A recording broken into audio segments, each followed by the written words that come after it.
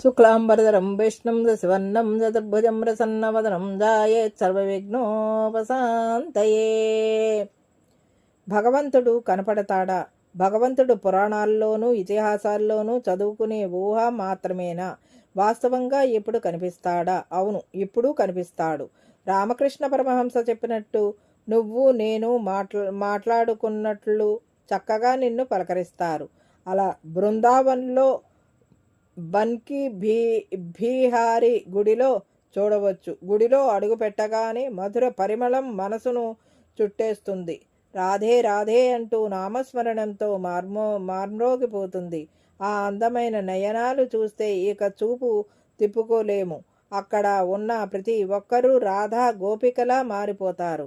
ఒక్కసారి ఆ చూపులో చిక్కుకుంటే జీవితంలో ఎప్పుడూ బయటపడలేం. ఆ చూపు ప్రశ్నిస్తుంది, ఆ చూపు నవ్వుతుంది, నేను ఉన్నాను అంటుంది.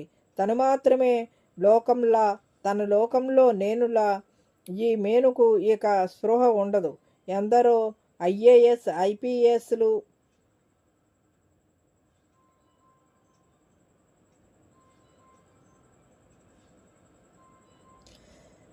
వచ్చి వారి జీవితంలో జరిగిన ఎన్నో అనుభవాలతో అన్నిటినీ విడిచి, అందరినీ విడిచి రాధే రాధే అంటూ ఆయన పాదాలు ప్రణమిల్లుతూ విలపిస్తున్నారు.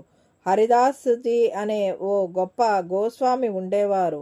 నిధివన్లో కూడా రాధాకృష్ణతో ఆయన ఎప్పుడూ సంభాషిస్తూనే ఉంటారు. నిరంతరం రాధామాధవ జపం చేసుకుంటూ ఉంటారు. ఎప్పుడూ అలౌకిక స్థితిలో ఉంటారు. ఒకరోజు వారిని చూడటానికి ఓ వ్యాపారి వచ్చారట.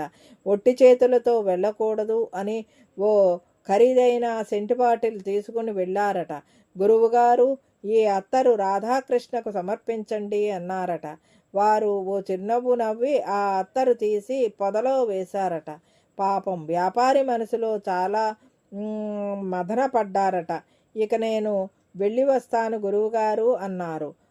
సరే, ఒక్కసారి బన్కి బీహారీ దర్శనం చేసుకుని వెళ్ళు అన్నారట. ఇక వ్యాపారి కృష్ణ మందిరంకు వెళ్ళారట.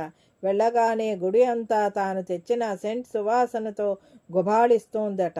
ఇక ఆత్రం ఆపుకోలేక పరుగు పరుగున హరిదాస్జీ దగ్గరకు వచ్చి, స్వామి, గుడి అంతా నేను తెచ్చిన సెంటి వాసన వస్తోంది, ఎలా అన్నారట. ఆయన నవ్వుతూ, నాయనా, మనం ఇద్దరం ఇక్కడ కూర్చున్నప్పుడు రాధాకృష్ణ హోలీ ఆడుతున్నారు. అమ్మవారి పన్నీరు బాటిల్లో పన్నీరు అయిపోయింది. అందుకే నీ బాటిల్ రాధమ్మకు ఇచ్చాను అన్నారట. హరిదాసి అదృష్టానికి వ్యాపారి కళ్ళలో కన్నీళ్లు సుడులు తిరుగుతూ స్వామి సేవలో ఉండిపోయారట. ఇప్పటికీ గుడిలోకి అడుగు పెట్టగానే కమ్మటి పరిమళం వస్తుంది. స్వామి దర్శనం చేసుకుని గోవర్ధన పరిక్రమకు ఆటోలో బయలుదేరాము. ఎండ మండిపోతోంది, నాలుక ఎండిపోతోంది. మేము ఆటోలో వెళ్తున్నాము, కానీ కాలినడకన చెప్పులు కూడా లేకుండా కొన్ని వేల మంది రాధే రాధే అంటే సాష్టాంగ ప్రమాణం చేస్తూ భానుడి ప్రతాపాన్ని, హిమగిరి చల్లదనంలా భావిస్తూ ఆ గోవర్ధనగిరిని ముద్దాడుతూ, ఆడుతూ పాడుతూ పరిక్రమ చేస్తూ ఉన్నారు. అసలు శుద్ధ భక్తి అంటే వారిది. ఒక డివోటీ కృష్ణను చంకన ఎత్తుకుని మరొక విసనకర్రతో వారి చేతిలో ఉన్న కృష్ణకు విసురుతూ, మరొకరు ఎండ తగలకుండా కొంగు కప్పుకుని తీసుకుని వెళ్తున్నారు. తను నాలోనే ఉన్నారు, నా పక్కనే ఉన్నారు. ఎంత అద్భుతమైన భావన! ఈ భావనలో జీవించాలన్నా జన్మ సుకృతం ఉండాలి. ఇక జరిగిన కథలోకి వస్తే, పాపం ఓ అమాయకుడు కూతురి పెళ్లి కోసం ఇల్లు తనఖా పెట్టి ఒకరి దగ్గర అప్పు చేశాడట. తనకు వీలున్నప్పుడు అప్పు తీర్చుకుంటూ వచ్చారట. చివరిలో తనఖా కాగితాలు ఇవ్వమంటే ఆ సేట్ ఇవ్వలేదట. వెళ్ళి కోర్టులో చెప్పుకో, నాకు డబ్బు ఇచ్చినట్లు ఎవడు నీకు సాక్ష్యం అన్నారట. ఇక ఆ అమాయకుడు రోధిస్తూ బీహారీ దగ్గర కూర్చుని, నువ్వు తప్ప నాకు ఎవరు సాక్ష్యం అని విలపించారట. కోర్టుల్లో కేసు నడిచింది. ఇతను ఓడిపోతారు అని అందరూ లాయర్లు చెప్పారట. చివరికి జడ్జి గారు, నీకు సాక్ష్యం ఎవరు అని అడిగారట. బీహారీ అని చెప్పారట. ఎక్కడ ఉన్నారు? బృందావన్ గుడిలో ఉంటారు. అవునా? అయితే అతన్ని హాజరు కమ్మని నోటీసు ఇస్తూ గుడి గోడకు నోటీస్ అంటించి వెళ్ళారట. ఎటు ఓడిపోతాను అని అతను కోర్టుకు కూడా వెళ్ళలేదు అట.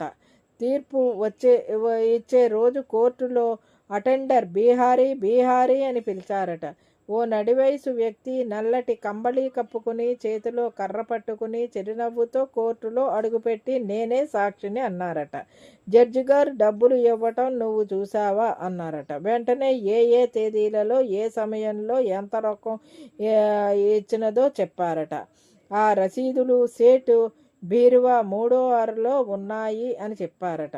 జడ్జి గారు నిజమో కాదో పరిశీలించమని చెప్పారట. సేటి ఇంట్లో అన్ని కాగితాలు దొరికాయి. తీర్పు ఇచ్చి తిరిగి చూస్తే సాక్ష్యం చెప్పిన వ్యక్తి లేరు. జడ్జి గారు ఎంతో ఆలోచించారు. మరుసటి రోజు బృందావన్ వచ్చి విచారణ చేశారు. అలాంటి వ్యక్తి ఎవరు గుడిలో కానీ చుట్టూ పక్కల కానీ లేరు. ఇక ఆయనకు అర్థం అయింది. వచ్చింది సాక్షాత్తు ఆ కృష్ణే అని.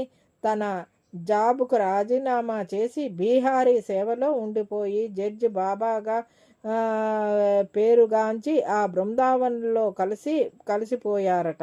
ఇక ఆ అమాయకుడు కేసు గెలిచాడు. భగవంతుడే సాక్ష్యం చెప్పాడు అనే అర్థమైంది. ఇప్పటికీ ఆ ఆస్తి విలువ కొన్ని కోట్ల అట. నాది ఎంత దురదృష్టం!